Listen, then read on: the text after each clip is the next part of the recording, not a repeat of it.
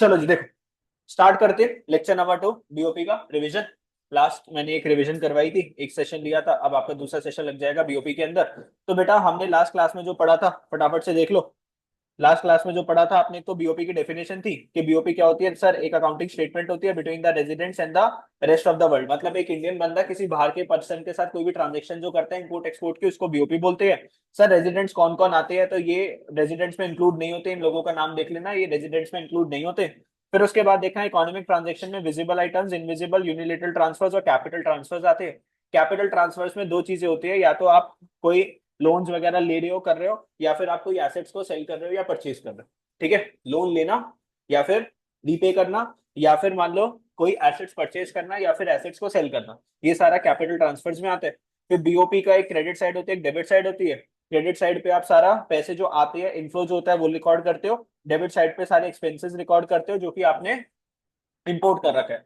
Sir BOP balance BOP होते हैं, surplus BOP होते हैं, और एक को क्या होता है डेफिसिट बीओपी होता है। Sir credit is equal to debit side में बैलेंस बीओपी होता है, क्रेडिट साइड ज्यादा है डेबिट साइड से तो सरप्लस बीओपी है, और डेबिट साइड अगर ज्यादा है डेफिसिट तो उसको क्या बोलते हैं सर, डेफिसिट बीओपी बोलते हैं। फिर सर हमने करा था balance of trade. Balance of trade सिर्फ रिकॉर्ड करता है विजिबल आइटम्स को, बोले तो गुड्स, एक्सपोर्ट्स माइनस इंपोर्ट करोगे तो क्या आ जाता है, बैलेंस ऑफ ट्रेड आ जाता है। बैलेंस ऑफ ट्रेड के दो बैलेंस होते हैं, एक सरप्लस बीओटी और एक क्या होता है डेफिसिट बीओटी होता है। सर ये एक्सपोर्ट और इंपोर्ट को रिकॉर्ड करता है सिर्फ गुड्स का। तो सर सरप्लस कब होएगा, जब एक्सपोर्ट ज्यादा है इंपोर्ट से। सर डेफिसिट कब होएगा, जब इंपोर्ट ज्यादा हुआ किससे, एक्सपोर्ट से। सर फिर उसके बाद हम बात करते हैं कि सर हमने पढ़ा था करंट अकाउंट।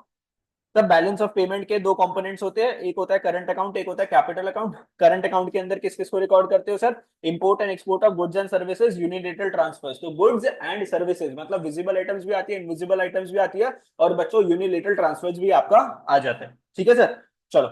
तो ये इसके हमने कंपोनेंट्स को डिस्कस कर लिया था। फिर आगे चलते हैं सर, आगे डिफरेंस बिटवीन ये हो जाएगा balance of the current account. यहां से पढ़ना स्टार्ट करते हैं sir. Current account shows the net income. Current account आपको क्या दिखाता है, net income. Current account records all the actual transactions of goods and services which affect the income output employment of the country. मतलब sir ये किसको impact करता है, आपकी इनकम को, आउटपुट को और एम्प्लॉयमेंट को। So it shows the net income generated in the foreign sector. ठीक है सर, बीओटी और करंट अकाउंट के बीच में डिफरेंस है। बीओटी सिर्फ किसकी बात करता है, विजिबल आइटम्स की। ये विजिबल आइटम्स की भी बात करता है, इनविजिबल आइटम्स की भी बात करता है। तो बीओटी जो है वो पार्ट होता है किसका, करंट अकाउंट का। करंट अकाउंट एक बड़ी चीज है और बीओटी क्या है, एक छोटी चीज है।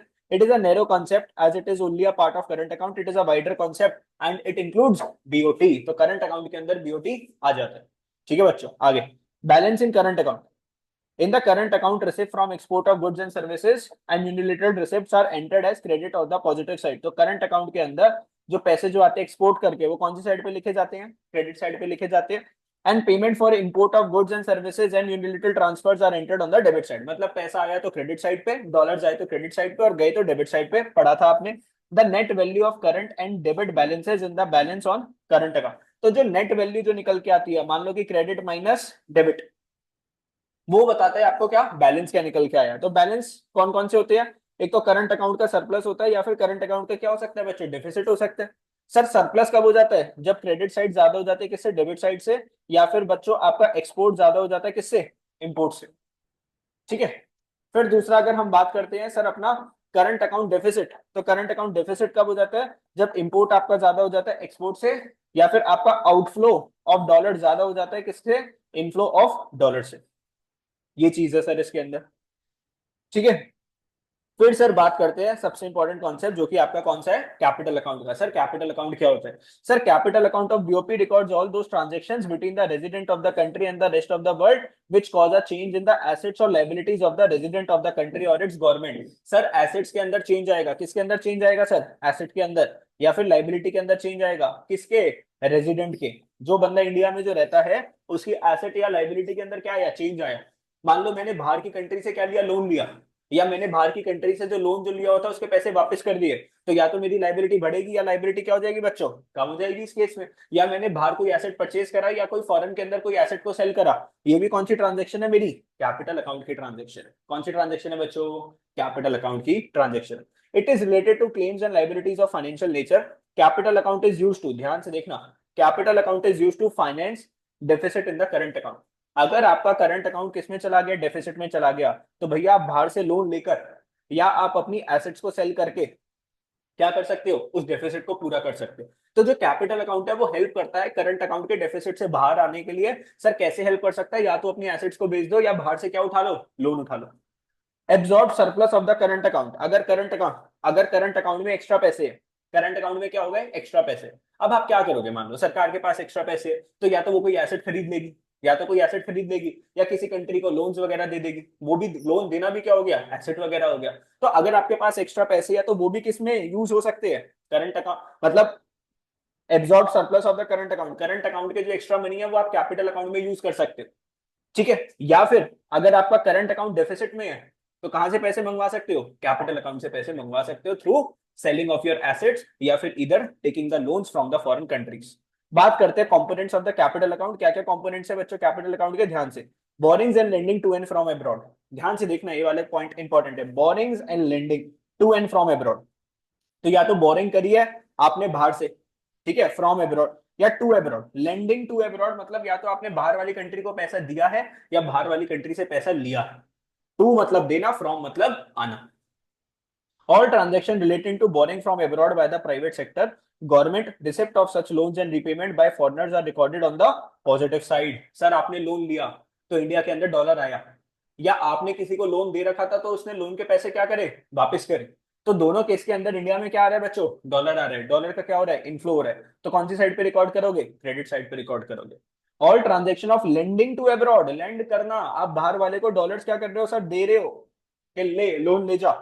by private sector government lending abroad and repayment of loan to abroad is recorded on the negative side या फिर डेबिट साइड पे आप रिकॉर्ड कर देते हो। क्योंकि इसमें क्या हो रहा है सर, आउटफ्लो हो रहा है डॉलर का, क्या हो रहा है सर, खर्चा हो रहा है आपका, आउटफ्लो हो रहा है डॉलर का।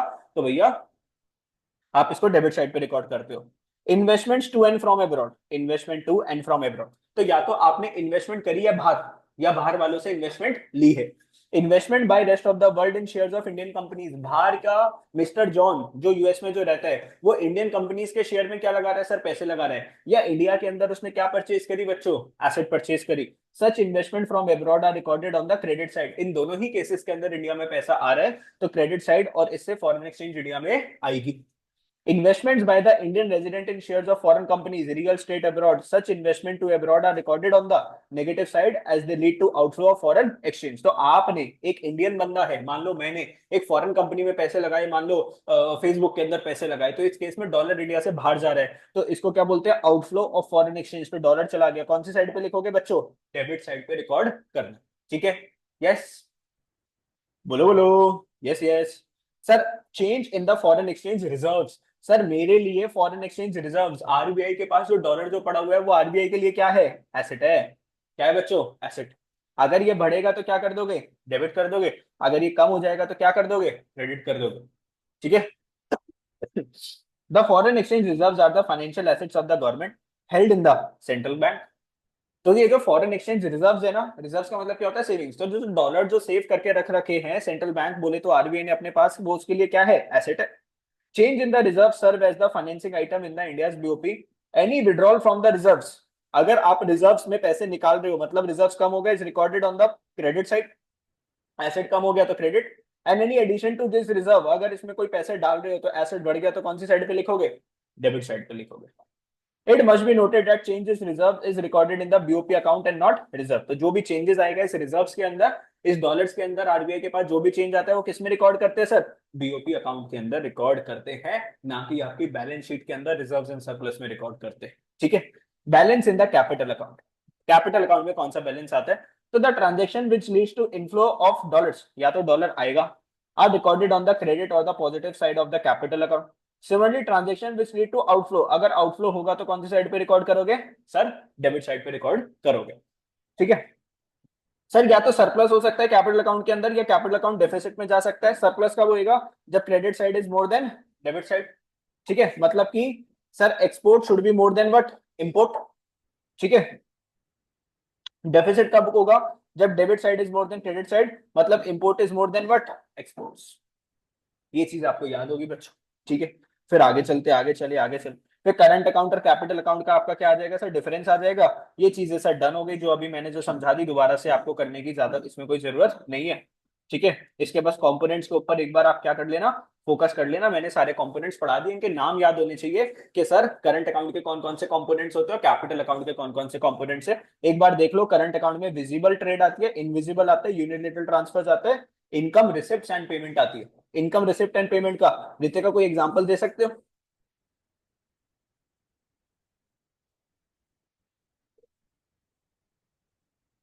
आशीष, प्रीत,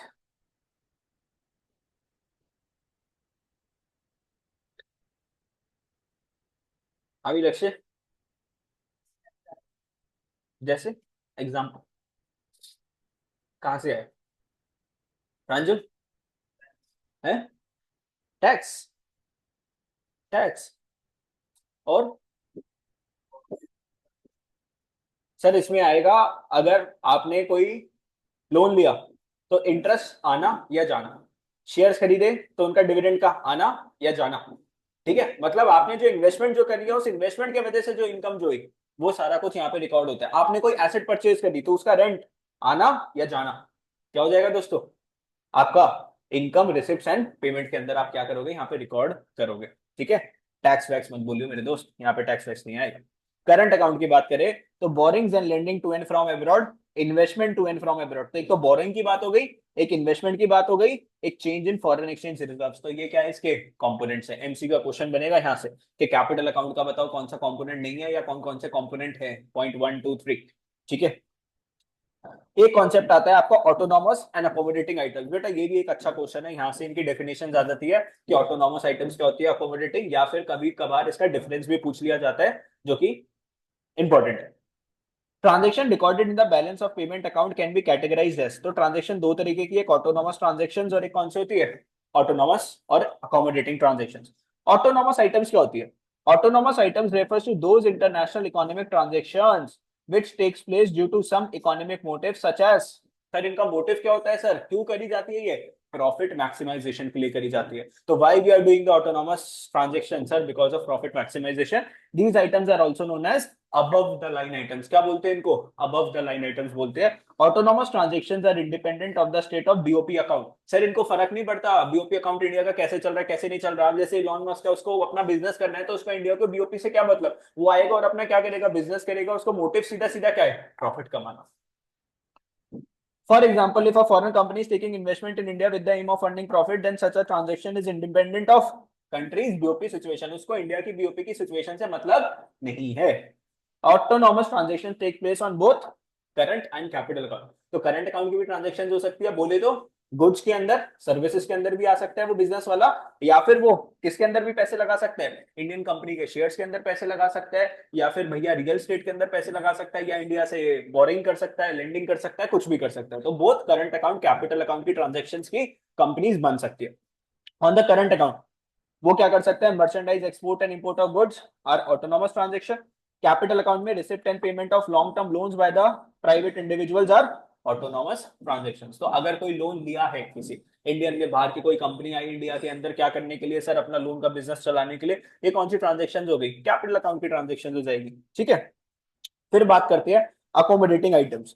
बेटा अकोमोडेटिंग आइटम्स क्या होती है? Accommodating items refers to those transaction that are undertaken to cover the gap. Sir ये पूरा करेंगी, क्या पूरा करेंगी सर? गैप को पूरा करेंगी, किसके बीच में? Balance of payment, that is such transactions are undertaken to cover deficit और surplus in the autonomous transaction. तो autonomous transactions accommodating refers to those transactions which are undertaken to cover the gap in the balance of payment। तो balance of payment के अंदर कोई gap है, मान लो या तो बैलेंस ऑफ पेमेंट ज्यादा है या कम है, बैलेंस ऑफ पेमेंट या तो ज्यादा है या कम है, या बीओपी या तो सरप्लस होता है या फिर किस में होता है, डेफिसिट होता है। इन चीजों को किस पे लाने के लिए सर, बैलेंस करने के लिए सर ये आइटम्स करी जाती है। Such transactions are undertaken to cover deficit और surplus in the autonomous transactions. कौन सी ट्रांजेक्शंस? ऑटोनॉमस। और ऑटोनोमस ट्रांजेक्शन किस चीज के लिए? प्रॉफिट मोटिव के लिए। और किसके अंदर डील करती है sir? Import and export of goods, मतलब करंट अकाउंट के अंदर भी डील करते हो, कैपिटल अकाउंट। और बीओपी के दो ही तो कंपोनेंट है, कैपिटल अकाउंट या करंट अकाउंट। ठीक है, तो डेफिसिट और सरप्लस इन ऑटोनोमस ट्रांजेक्शंस बोल लो या फिर क्या बोल लो, बीओपी बोल लो, बात एक है, क्योंकि बीओपी के दो कंपोनेंट्स है, कैपिटल और current. These items are also known as below the line items. क्या बोलते हैं इसको, ध्यान रखना, इसको क्या बोलते हैं, बिलो द लाइन आइटम्स, और इनको क्या बोलते हैं, अबव द लाइन आइटम्स। क्या बोलते हैं इसको, above the line items. Accommodating transactions are compensating capital transaction which are meant to correct the disequilibrium in the autonomous items of the balance of payment। तो balance of payment के अंदर जो disequilibrium हो गया, equilibrium कब होएगा, जब credit side is equal to क्या होगी, डेबिट साइड। तो अगर डेबिट साइड ज्यादा हो गई क्रेडिट साइड से, या क्रेडिट साइड ज्यादा हो गई डेबिट साइड से, तो बेटा इस केस के अंदर आप क्या करते हो, अकोमोडेटिंग ट्रांजेक्शन्स करते हो। क्या करते हो, अकोमोडेटिंग ट्रांजेक्शन्स करते हो। If there is a current account deficit in the BOP, ध्यान से समझना, करंट अकाउंट किसमें डेफिसिट हो, करंट अकाउंट के कंपोनेंट्स क्या क्या होते हैं सर, या तो गुड्स होती है, विजिबल आइटम्स या इनविजिबल आइटम्स होती है, या फिर यूनिलेटरल ट्रांसफर्स होता है, या फिर क्या होता है, यूनिलेटरल ट्रांसफर्स। मैं भी चलूंगा, 6 बजे थी ना। Then this then this deficit is settled by the capital inflow from abroad, the sources used to meet a deficit in BOPR। देखो ध्यान से समझो, अगर बीओपी डेफिसिट में है तो क्या क्या कर सकते हो सर, कहां से पूरा कर सकते हो, फॉरेन एक्सचेंज रिजर्व्स, आरबीआई के पास जो डॉलर जो एक्स्ट्रा जो पड़ा हुआ है उसमें से पैसे यूटिलाइज कर सकते हो, या फिर बोरिंग्स कर सकते हो फ्रॉम इंटरनेशनल मॉनेटरी फंड या फॉरेन मिलिट्री और मॉनेटरी अथॉरिटीज। ठीक है, तो पैसे की कमी हो गई, डेफिसिट था, तो भैया या तो आप क्या करोगे, लोन ले लोगे, या फिर आप अपनी एसेट्स को क्या करोगे सर, निकालोगे बाहर। एसेट्स क्या है सर, आपकी रिजर्व्स, फाइनेंशियल एसेट्स है वो आपकी। ठीक है, अब बच्चों यहाँ पे ये डिफरेंस आपके लिए क्या हो जाता है, इंपॉर्टेंट। सारी आइटम्स इसकी आपकी समझा दी गई है, तो इसको दोबारा से नहीं पढ़ा रहा। ठीक है, सारा समझा दिया आपको, ऑटोनॉमस एंड अकोमोडेटिंग आइटम्स, इसको आप खुद लोग पढ़ लोगे। BOP is always balanced in accounting sense. क्या बोला है sir, BOP is based on the principle of double entry system. BOP किसके हिसाब से चलता है, डेबिट और क्रेडिट के हिसाब से चलता है। अकाउंट्स में क्या बोलते हैं, जितना डेबिट होना चाहिए उतना ही क्या होना चाहिए सर, क्रेडिट होना चाहिए। तो डेबिट हमेशा किसके इक्वल होना चाहिए, क्रेडिट। क्या बीओपी में ऐसा पॉसिबल है क्या, debit is equal to credit हो सकता है, नो सर, चांसेस ही next to impossible. Any deficit और surplus credit through autonomous transaction is corrected by corresponding surplus और deficit in the accommodating transactions by monetary authority. तो BOP कभी भी क्या नहीं होगा, इक्वल नहीं होगा, डेबिट और क्रेडिट इक्वल नहीं होंगे, या तो डेबिट साइड बड़ी होगी या छोटी होगी, या क्रेडिट साइड बड़ी होगी छोटी होगी। अब इन चीजों को इक्विलिब्रियम पे लाने के लिए कौन सी ट्रांजेक्शन्स करनी पड़ेंगी, अकोमोडेटिंग ट्रांजेक्शन्स करनी पड़ेगी। और अकोमोडेटिंग ट्रांजेक्शन्स होती क्या है सर, या तो फॉरेन एक्सचेंज रिजर्व्स को यूज करना या बोरिंग्स करना, ताकि हम किस पे आ सके sir, debit is equal to credit पे आ सके, थोड़ा सा बीओपी को थोड़ा सा ठीक कर सके। हो नहीं सकता लेकिन पता है।